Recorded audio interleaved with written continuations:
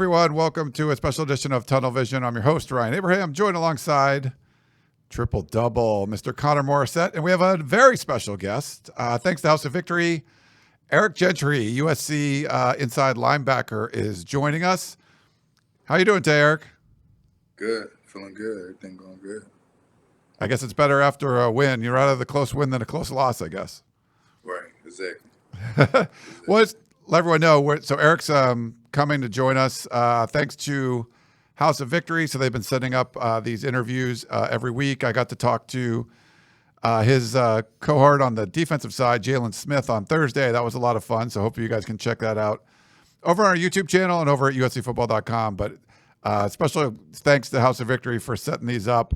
I wanted to start with that, Eric. Like, how is like the whole NIL world and House of Victory kind of helped you out since you got to USC a couple years ago?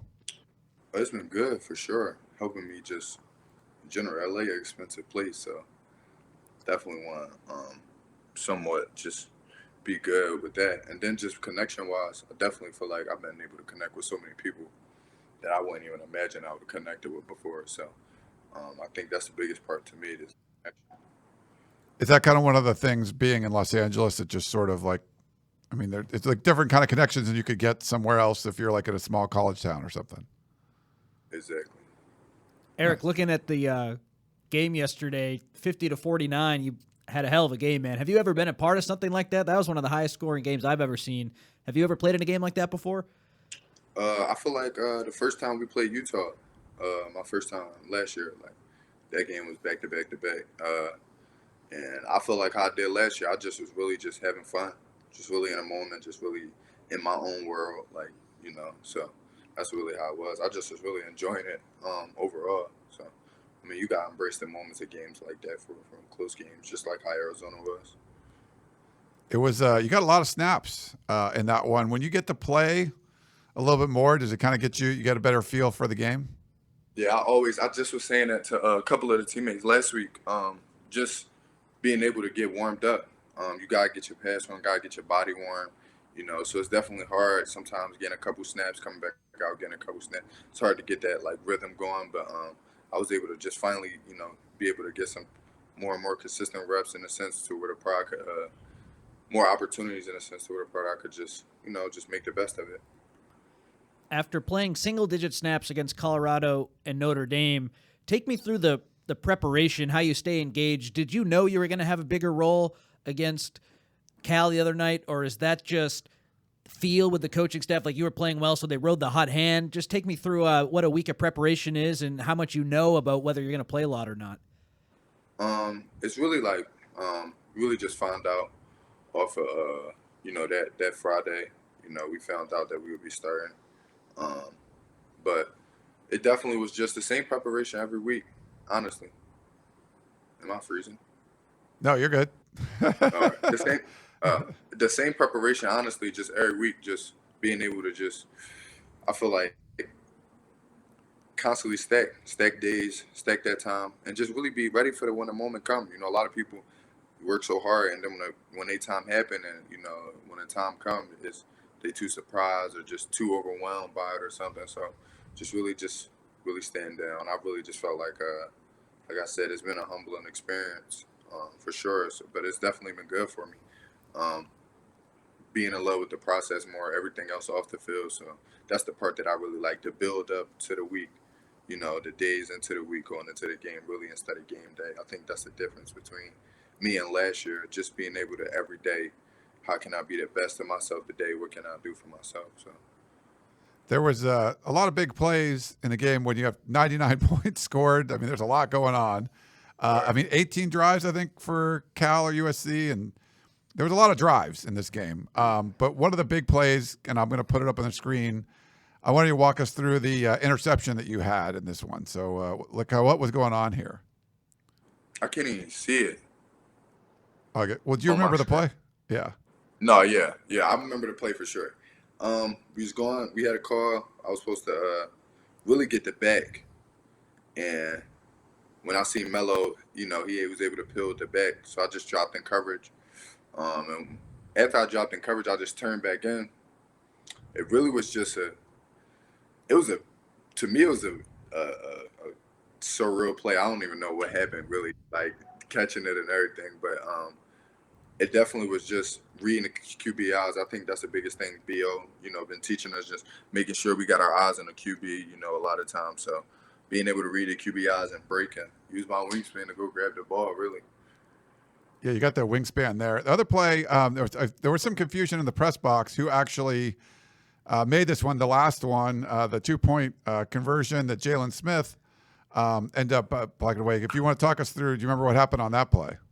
Yeah, I'm proud of myself for that play too, just film-wise, being able to go over film. We really talked about the 2-point conversion because their field goal, they didn't have a lot of reliability in their kicker, so they went for a lot of extra 2 points. So during the season, we saw them against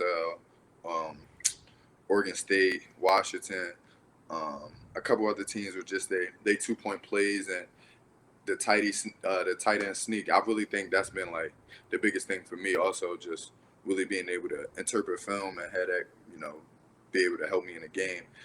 I was able to see the tight 3-by. I knew what was already going on, so I knew what was happening, so I just waited for it to really come to me. So I had my eyes like on the QB, but I could still feel the tight end to the inside of me. And then as soon as I seen him sneak block, I knew where it was coming after that. So I was able to definitely help, obviously, the game, but just film definitely helped me for sure. So that's the part that I feel like preparation, like throughout the week, that's the biggest part. That's obviously just helping so much with me. Our colleague Chris, Eric, wanted to ask you about that play too, because he thought you looked really confident even before Cal lined up. So they take the timeout, and you coming out of the huddle, he was talking about how you were nodding, and you seemed like you maybe knew what was going to happen before they even got the snap off, before they were even lined up to take the snap. So did you guys have a good idea that play was coming? And then when they lined up, did you really think that, okay, it's probably going to the tight end here? When did you? I didn't. Yeah. I didn't tell nobody else. I didn't tell nobody else, but I knew the play would be coming towards me. And if it was a rollout the other way, I was already preparing for that tight end to be a tight end sneak. But like I said, seeing it on film already, like I remember that on film of them running, tight end sneaks before. And so it was a good play. A lot of people, a lot of the biggest thing in football is just playing, having eye discipline. So being able to see that. But yeah, coming out of the huddle, I was really happy they went for 2-point because, it was going to decide the game. And I was like, man, I don't feel like them tying it up and it being nothing else after this. So just to go for this too. Let's see what it is here. So it's really about confidence with me. I think the biggest part is just like I got my head on right. So I'm just confident in it every time I go in. So I was really just happy that they even went for a 2-point because I was thinking we was going to stop them anyway. That's interesting because, as a defender, it's kind of all on the line there, right? You get the stop, you're going to get the win. I guess there was enough time left that Caleb could have, got a field goal or something there, even if you guys did give up the 2-point conversion. But as a defender, you wanted that. You wanted to see them go for 2 instead of tying it up. Yeah, I was in my head in the same way I was that first game for Utah, before I got hurt. I really was just like, let the dice roll. Like, let's play football today. Like, let's see whatever happens. I really just thought that, thought that type of way. I really just constantly just kept thinking like, like every time we go back out on the field, it's going to be a stop. We're going to make a big play. Somebody going to make a big play. Just keep stacking plays. And so I really feel confident just with the scheme and, with myself and the scheme and everything. And I'm just trying to make sure everybody else feel that type of way too. So, Eric, going back to the beginning of the game, everyone's ready to go. Cal's about to kick off, and then those protesters come out, and that delays the game by 7 minutes. When you're so amped up, knowing you're going to start, ready to go, what was going through your mind when a random group of people ran onto the field and delayed the kickoff? I honestly was like, they was trying, like, some of the coaches was grabbing me to come back, but I was asking the security, like, you're not doing your job. Like, I had so many people get on the field. Like, so and then I saw it was about a teacher. So, I guess they care about their teacher or whatever, but it definitely was like a tone down for us for a second. Everybody was like, man, like, come on, y'all messing it up. So, yeah, that's how, it was like people say, that's California, that's LA, that's what's going to come with it. So. That's right. Yeah, Lincoln Riley mentioned that. It's California for you. I saw Cooper Lovelace, who's a big talker, as you know, talking to one of the security guards. And they soon after that, they started removing the protesters. But I think he was getting in there trying to get them to do their jobs. Yeah, for sure. Coop always gonna find a way to get some. Coop, my guy, he always help with everything. He like our maintenance man on the team. He always helping with a lot of stuff. Well, it's funny. So that was weird, right? You start the game with a protest, and then halftime, one of the weirdest halftimes we've ever seen. I got to ask Riley about that, and it was he kind of put his leg up and just he crossed his legs. It was sort of like he was going to settle in for a story, which he did. Him complaining, getting the challenge, like. What was going on in the locker room when you realized you're going to come out and there's going to be like one more play of the second quarter before you guys started the third quarter? I think it was just important. I was like, man, we need these 3 points right now. That'll be a good momentum start for us. So I really just was like, man, just get the field goal. Let's get it going. So that's how I really was thinking. I was happy. Like I said, I was just keep in mind, like, you gotta keep your head on right with the game. Like, so much stuff gonna happen. So you just gotta keep your head right. Like, that's football. That's college football, I would say, in a sense. So yeah, I definitely was happy because I was like, man, we going another 3 points on the board. Eric, going back to some of the linebacker rotation stuff, first game, Mason and Tackett start. You play a little bit. This most recent game, you start alongside Shane. We've seen Trojan start games. Why do you think it's been so challenging for the staff to develop a consistent rotation at the linebacker position? I honestly just think consistency within the linebackers. Just everybody just trying to be on the same page. I feel like a lot of people, a lot of us is just hot and cold.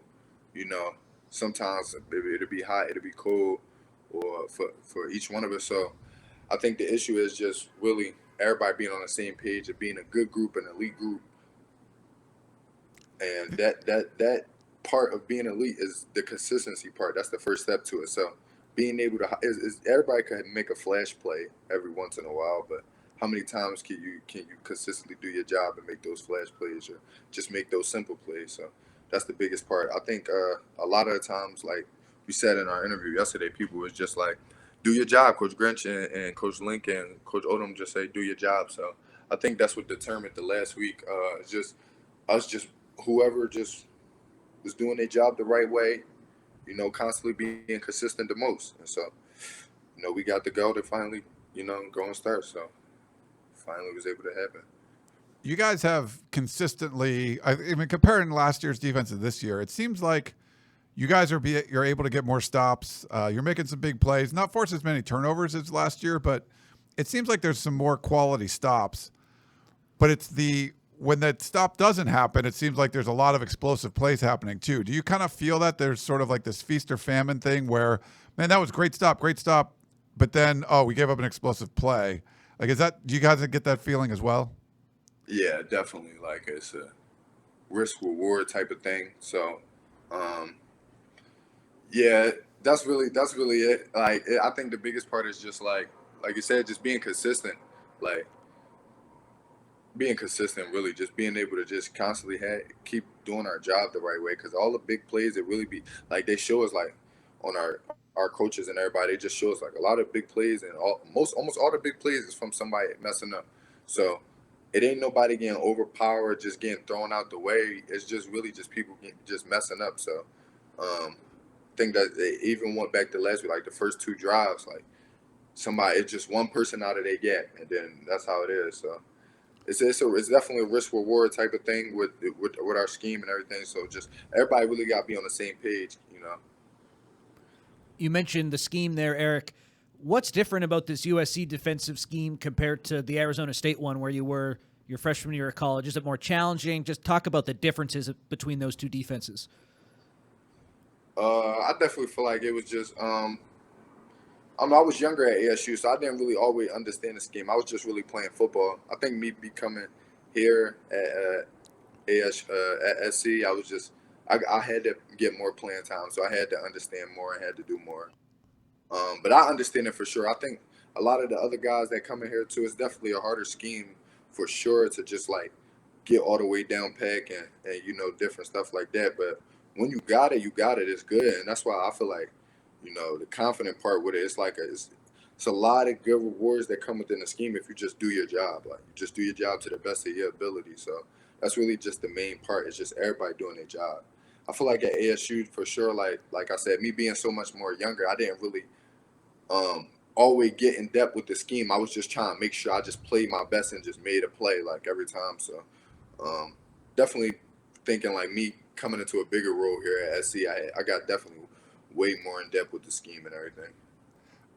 Early in the game against Cal, Jay Knott had a couple of huge runs, over 100 yards in the first quarter. But after that, it seemed like you guys did a better job against him, especially like in the second half. What do you feel like was that change, or what was the difference between like how you guys handled him early on versus later in the game? Like I said, I think those the two like explosive plays to me was just two people being out of their gap. Two people just being out of their gap. One play. Like I said, our scheme is just like it's a risk and reward scheme.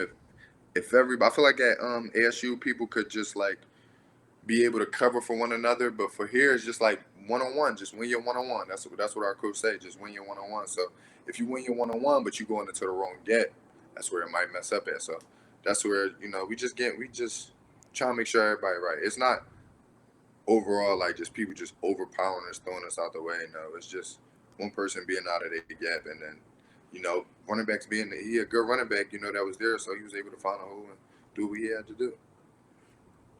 Eric, it looked like Brian Odom really had a big congratulatory message to you after the game, gave you a hug, was talking to you. Without revealing too much, what went into your conversation with him after the game? Just saying he just happy for me, just being able to just make the most of the opportunity I got. And then that was it. Just keep your head on right, keep your body on right. Well, not your body, but just keep your head on right. Just keep everything right. Then he asked about like, how I'm feeling, everything body wise. But then, I just told him just on the next week, really like, just get my body right, be good, try and get everything going for next week. So that's really what it is. He really just was just happy for me and the opportunity I was able to get. It was a really emotional game. I mean, you guys were down by 14 points, come back. Like the 2-point conversion we talked about, getting that defensive play there, huge one to end the game. What was the locker room like, and what was Lincoln Riley's message to you guys? Because it was different. I mean, it was just a little different. He's coming off being sick, and I'm sure this was a lot he had to go through. But what was that whole message like, and what was the locker room like?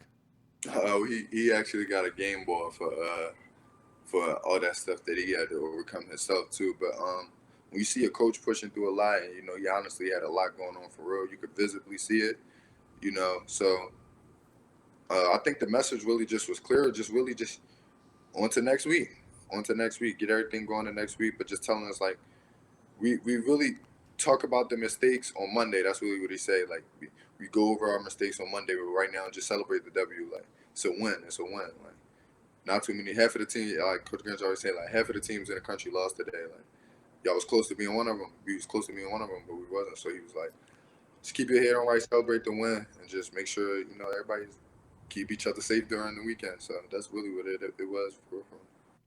I got 2 follow-ups to that. When the coach gets a game ball, who gives Lincoln Riley the game ball? And did you get a game ball? Because you certainly deserve one, Eric. Mr. Nichols had gave him one actually. Dave did. Oh, not Dave. I forget his. Clark. Forget his first name. But yeah, he had gave him the game ball, and then I had got one too. I definitely got one. Congrats, so, man. Yeah, it was good. Yeah. Yeah, you deserve one for sure. That one. We Cal, they don't have a great record, but their offensive, they look legit. They've definitely scored a bunch of points this year. You got Washington coming up, and that's a team that can definitely score points. Michael Penix is, mentioned in the Heisman race and all that kind of stuff. What's kind of the big challenge coming into this week, knowing that it's going to be a really potent offense coming into the Coliseum? I really think just doing our job. Like for me, I don't really have no I don't know. I just really don't have no nerves. Like I'm really just real self-centered in a sense for the part. Like I don't get overwhelmed by stuff or get hype about as much stuff as I did last year with like games or different stuff. I'm just really just trying to be able to put my talents on display and just help the team as much as possible. And I feel like when everybody on the team got that mindset with just doing what they can possible to the best of their ability, then everything will go good. If it don't, then you just sit there and just say, that's football. Like, that's football. If you gave your best and somehow, some way, tables don't turn your way, that's football. So I just really think everybody just doing their job. Effort, really the biggest thing. It don't matter talent. Our coach Link always tell us just about effort. Like, it don't matter how talented. We're gonna always be one of the most talented teams, but are we gonna be the most effort team? Are we gonna be the most hungry team? Are we gonna be, the team that won it the most? So that's the biggest part that that I think separate people, the goods from the great and the elite, is that hunger level, how much somebody wanna be able to prove themselves, or just be able to just, like I said, show their talents on display for real. You guys still control your own destiny in the Pac-12, but earlier this year, Lincoln Riley talked about how maybe the outside noise has kind of seeped into the locker room a little bit, and the team's had a tough time dealing with that. Have conversations or noise from the outside bothered you at all? Is that something that maybe it's affecting your teammates more than you? And how do you deal with that when expectations are so high and you have to overcome adversity? I definitely felt like they affected.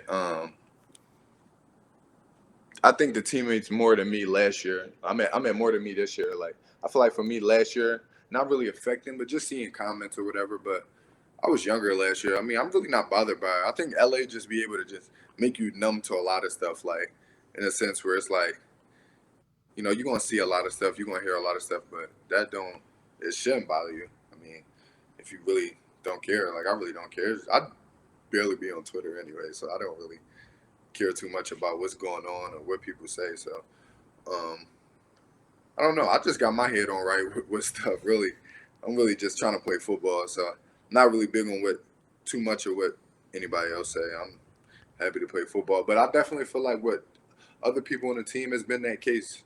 Like, definitely a lot of times where I've been talking to people for the past couple of weeks, even when I wasn't getting no time at all, like Notre Dame and Colorado game, where I just was like telling people, like, man, like, just keep your head on right. Everything gonna go good. Like, just preparation. Just keep preparing. Like, I gave a speech to everybody just about confidence and preparation, in the sense of just understanding that, like, you be able to be good with yourself. You feel like you're doing the best for yourself, and you prepared the best.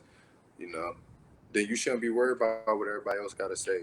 Shouldn't be worried about having somebody else affect you. So, I mean, I got my head on right for sure. We got a couple games left. That's really what I'm worried about.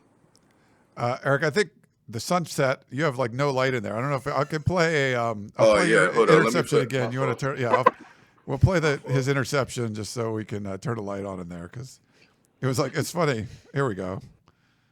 Hey, interception! Yay, nice. There you go. Nice. Yeah, we can see you again. It's funny, the natural light. It's hard. Like, I did a in-person one with Jalen, and it was great because we can kind of control everything. These Zooms, they can be a little hit or miss, but he's been great. So we appreciate you coming I'm about on. to say, my screen really froze. Like, I'm really froze right now, but that's why I'm asking. Like, so you couldn't see what was going on? I can't see nothing on my screen. Oh, I'm sorry. Okay, yeah. So normally, just so people at home know, like, we set it up so Eric can kind of see what we're seeing. So when we're putting up the pictures of him or showing the videos, I guess he couldn't see. But it definitely just got like darker and darker and darker. Like the sunset. Nice. The outside noise can be something, and we hear it a lot. On the websites we cover. We hear from the fans all the time.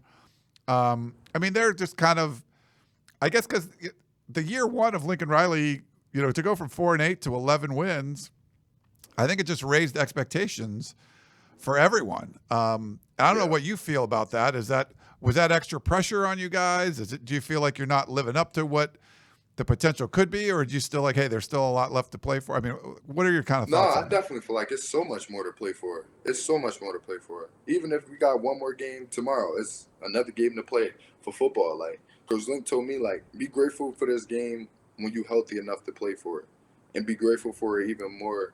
Be grateful for the game when you're not healthy enough to play for it, and be grateful for it even more when you are healthy, because you don't know when a game could get taken away. So how you going to play football with a cluttered mind, like, worried about what so many other people, thinking of you and this and that. And I felt like that way last year for me, mid-game, me just being like, oh, man, I know they probably saying this and that. And, that ain't gonna help. You can't fight a million battles and think you're gonna win all of them. So I feel like for sure we see so much of the negative side of the fans that we don't realize how much positive fans there are. Like I feel like that's the case for me. Like I've been so much interacting with the positive side of the fans and being able to talk to fans in person instead of being on social media. Because most of the time the people on social media don't even be at the game. They be just watching the game and saying most of the stuff. So I feel like the more times I like talking to fans more in person, getting that more positive side of it. But yeah, I think social media make you see all the negative side of the fans, all the negative side of the Trojans fans or whatever. And so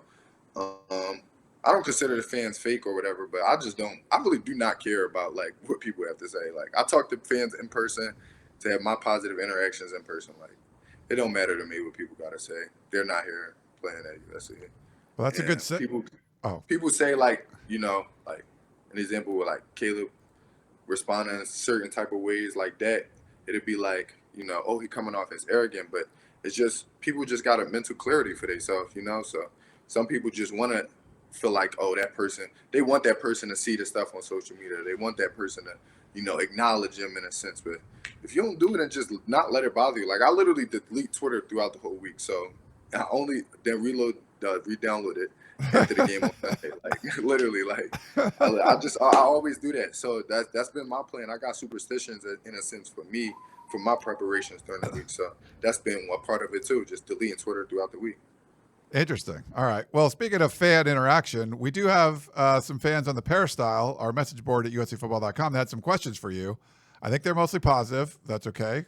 Would you mind? It's fine with me. All right. Hot Since 91, which is a great name, says, what will it take to bring the team together for all phases and win at home this upcoming weekend against Washington? Preparation. Same thing. I feel like just preparation, just making sure everybody be on a good page. You can't motivational speeches ain't going to help nobody. You can only be prepared in your work. So I always say you can't cheat the football guys. You can't cheat the process. You can't cheat anything. So everybody not going to be on the same mindset. But if you could get instead of 60 people or 75% of people being on that mindset to 90% of the team on that mindset, so it'll be better. Eric, before I get to the next question, let me just say the fans on here love you. They always say how much of a fan favorite you are, and it was nice to hear about the positive interactions you have with the fans in person because a lot of these people who are writing in talk very highly of you as well. USC Dean 03 wants to know, what is your biggest goal for the team and the defense the next 3 weeks before heading into the postseason? I think the biggest goal for me for the team is to win against Washington, just to win the week by week. I think we was looking so far ahead with national championship and this and that we wasn't, that when a loss came, it kind of shook people, like kind of shook some of the people in not only the team, but not only the fans, but some people on the team. So it was just like making sure everybody stays self-centered. And then I think the biggest thing for these past couple of weeks for the defense is just everybody, I don't really have particular goals. It's just playing good, sound defense in my head or even in the coach's head. So just playing good defense. And then for the team, just everybody just being the most hungriest team on the field, hungriest team in the country, being the most excited to play. Like, I think the biggest difference between the first half and the second half, Shane came and talked to us in the locker room, the whole team, and was just talking about energy, like everybody energy down. And you see a lot of times when we down or whatever, people energy down, and it's like, nah, you can't have that. So that's why I always on the sideline just try to keep good energy. If my body ain't freaking beat up and hurt, I'm standing up trying to help somebody. So I'm feeling good though. I'm feeling good about these next couple of weeks coming up, but especially the next week. That's good. Big D Hansen says, is your height an advantage in seeing plays develop from the linebacker position? Yeah, I think on the first down stop, that it for sure helped. A lot of times I don't bob in the line of scrimmage because of that reason. A lot of running backs are so much smaller that they go from one gap and then pop right into another. So I play back a little bit to be able to see where it goes and just try to trigger right off that. But definitely think it's an advantage for me, definitely. Especially with bigger old linemen too, being able to see over them and everything too. So yeah. On that play, the quarterback almost handed the ball off to you. That's how quickly you got back there. Touchdown Yeah, 5 wants to know, what made you play defense, Eric, instead of offense like a tight end? High school, my coach actually, I was playing offense my freshman year of high school, all the way up to my junior year, but I really got serious about defense going into my junior year, like really playing majority defense rather than offense. We had so much talent on our team in high school that, and my coach broke it down to me the same way about football. Like I always say, like the story about just, my coach was telling me, like, basketball scholarships is like a pool, and football scholarships is like an ocean. You getting offered off potential of what you could be in 3 to 4 years, versus basketball, you getting offered off of what you could be in a year or maybe 2 years, because of they being able to be draft eligible earlier. So I got so many more scholarships in football off of just that potential, and then just me being hungry. Like, I feel like that was the part that separated me from so many people, is that I'm just excited to play all the time and just be in the moment. A lot of people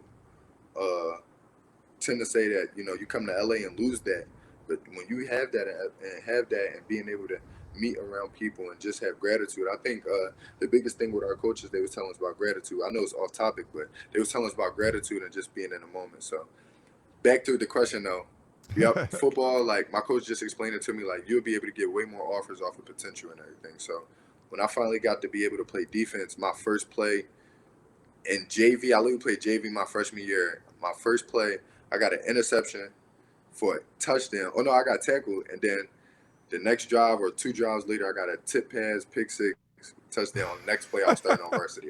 Oh yeah, football definitely gonna be it. Then I got offered after my sophomore year, and then it was off after that. I just got Oregon. When I got Oregon, I just was like, yeah, football, defense definitely for me. And I always thought I liked playing defense though. Like I didn't want to play offense at all. Like in my head, I just like. I don't know. I feel like I was always better, even younger, playing defense. I always got defensive MVP for my teams and everything. So That's cool. I like the pool ocean analogy, and it gives me. I forgot I put this picture in here. This is back from the ASU game, I believe. Michael Phelps. You got to talk with him. You can't see it, but there's a picture of you like fist bumping him. What was that like? It was a short convo. Just telling him about him asking for me. I asked him, was he from Baltimore? We talked about that. Told him I was from Philly. Little small convo. Then I just had a joke about him swimming. I was like, yeah, I could get you. I was on the swim team before, so I was like, yeah, I could get you. And then this joke walked off, and he was just like, man, keep doing your thing. You good, man. You special. And just boom, just dip. Quick little convo. Nice. Didn't even realize he was there till after. Like I did a double take. Like, it's Michael Phelps. Like that. So Eric, of course, you played football in high school.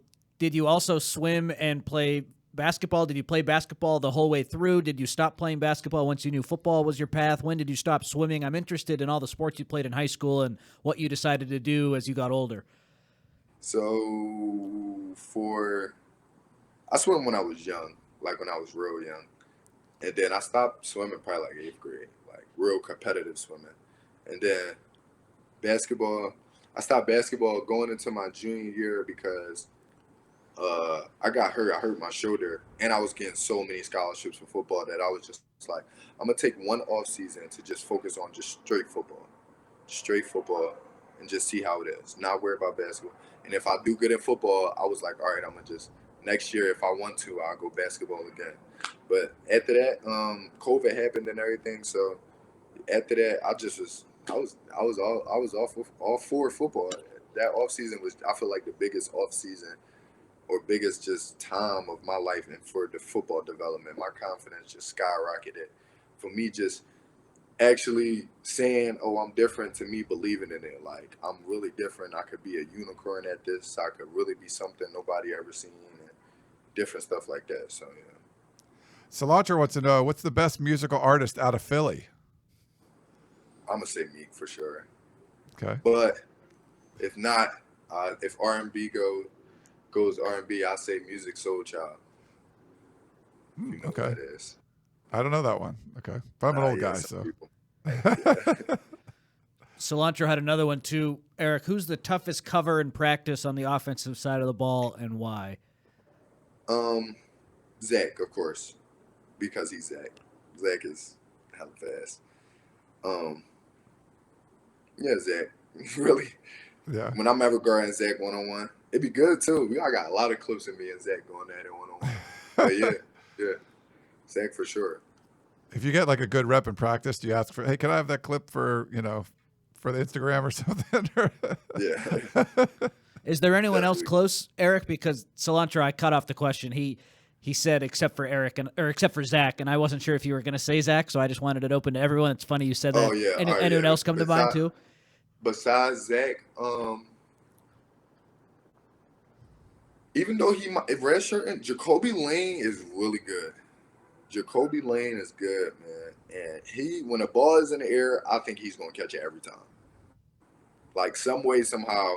I just told him the other day, like, bro, I am a fan of you. Like, bro, like you, like his ball skills is out of this world. Like I was just watching his high school highlights the other day. Just me and him and Christian Pierce was in here, just chilling and just watching his high school highlights. I was like, man, this boy is something special. So, yeah, Jacoby for sure. We'll do a couple more and let you go, Eric. I appreciate the time. Kenny the Snake 12 says, can you think of anyone else on the SC roster, past or present, that makes that incredible catch, one-handed pick that you somehow pulled off yesterday? And I'll put it up again. Who could pull that off? Can I think of somebody who did that before? I think he just wants to know, is anyone capable of doing that? Oh, Troy Polamalu. Troy did that in the NFL better than me. Troy, That's a good one. for sure. For Troy Polamalu. If not, I'd say Dory Jackson. He had real good ball skills. Oh, yeah. Anytime you're in the same company as those two guys, you're doing all right, Eric. In your opinion, what's your best position on defense? Is it the Mike linebacker, the Will linebacker, defensive end? Shoe 63. Literally, I just said this to my coach. Like Isaiah Simmons said something like, "Oh yeah, I play defense. Like, all right, I don't play DB or none of that, but front seven wise, I play defense. Like, besides like nose and all that, but off the edge, like I really think I'm lead through. Like, really can pass rush off the edge. Like I love pass rushing so much. Like I ain't been able to get a sack this year with the opportunities I've been with, but I've been really applying a lot of pressure every time I've been pass rushing with the quarterback. But anywhere, like I tell BO all the time, like just tell me wherever you want me to go. Like, but it's been a lot of stuff going on to it apart. Like other guys getting opportunities, and so I was just waiting on my time. And so when my time finally came, I was able to show, me playing on the line. Like I only played base and Sam linebacker for against Utah, and so I felt like I did good against that. And then I finally got some time to go back to Will linebacker, so it felt good doing both. Eddie R, I think it's Eddie from Orange, our buddy. He says, "Do you like the nickname Angry Giraffe?" Do I like it? I don't have no issue with it. If the SC fans gave it to me, I don't got no issue with it. Not at all. Yeah, ain't no issue with it at all. I don't know did that come from Chris Connor? Did he? I think it might have did come. I don't know. Chris did say he had it, but I don't know. Chris, I think he might claim. We'll have to ask him. He'll be in the studio when we do our live tunnel vision later, but it might have been him. It sounds like a Chris thing, to be honest. Which I know you're a Chris fan, right? Like Chris hella funny to me. The swim coach. He told you the story about coaching Caleb Williams, like in when he was like a elementary school kid. He was a swim coach. Chris Trevino was like 14 or something and coached like an 8 or 9 year old Caleb Williams on the swim. Like there's a picture of it and everything. I can't believe he didn't tell you that. Yeah. Back in Maryland. I forgot. Chris is from the East Coast, right? Yeah, he's a DMV guy. Maryland. Chris is from the East Coast. What? Yeah. So he shared a picture on Twitter. I think it was earlier this year or last year or something. I think Connor, you didn't know that story either. I didn't know that until a couple of weeks ago. It's pretty funny when you're talking about swimming. Like, oh yeah, Chris. He always mentions, yeah, I coach Caleb Williams. So yeah, I think low key, yeah, Chris is funny. Chris is funny. He is really funny. No one writes the way he writes that can make me laugh. Like I was about to say, and that's the thing. Chris, like in person, he seems so serious. But then, like on Twitter, like he hella funny. So it's like, It is great. Well, we really appreciate you coming on. Do you have a favorite Halloween candy? Do you dress up? Are you a big Halloween guy or not really? I'm Muslim, so I don't celebrate Halloween. But if it was for me to have one, I would definitely say airhead bites. Oh, Not okay. airhead bites. Nerds? Nerds. Yeah, no. The new nerd gummies have been good. They've been going off for me. I've been liking them. Nice. Cool. All right. Well, again, we appreciate you coming on. Congrats on the win and your big game and the getting the game ball. I think that was well deserved. But it's great to have you come on. And I want to again thank House of Victory for setting these up. This has been a lot of fun. So hopefully you enjoyed it too. But thanks again, Eric. Definitely. Thank y'all so much for having me. Yeah, I don't know if you want to give like a fight on. We'll smile. You can give a little fight on there. So that's our definitely. That's our screenshot there. Sweet. All right. Well, so Eric Gentry, follow him on Twitter. I am Eric Gentry, just not during the game because he deletes his Twitter. But thanks, Eric, for coming on, and thanks everyone else for tuning in. And we will talk to you next time. Yep.